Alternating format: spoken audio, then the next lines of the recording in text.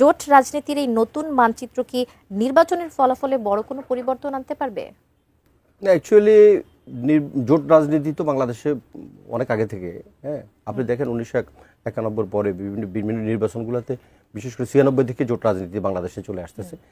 এই জোট রাজনীতিটা কেন আসলে বাংলাদেশের মানুষ দুইটা ভাগে বিভক্ত ছিল, মানে আওয়ামী লীগ এন্টি আওয়ামী লীগ বিভাজন। এই বিভাজনের জন্য তখন একটা অত্যাবশ্যক বিষয় ছিল যে বাংলাদেশের স্বাধীনতা এবং সার্বভৌমত্ব নিয়ে যারা রাজনীতি করে, ওই বিভাজনের ভিতরে দুইটা বৃহৎ দল বিএনপি এবং আওয়ামী লীগ, এই দুইটা দল কে কার ভাগে কাদেরকে কতটুকু পার্সেন্টেজ টানতে পারে, কারণ দুই একটা পার্সেন্টেজের উপর ডিপেন্ড করে অনেকগুলো আসনের ভাগ্য নির্ধারিত হতো। সেক্ষেত্রে জোট রাজনীতিটা একটা অত্যাবশ্যক ছিল।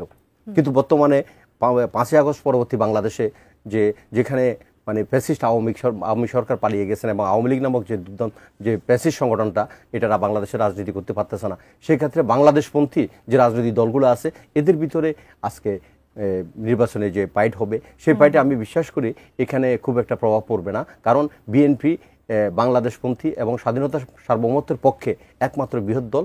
ইনশাল্লাহ জোট না হলেও বিএনপি বাংলাদেশের মানুষের ম্যান্ডেট নেবে, এতে বাংলাদেশে খুব একটা প্রভাব পড়বে বলে আমার মনে হয় না। আপনি আত্মবিশ্বাসী? আমি আত্মবিশ্বাসী।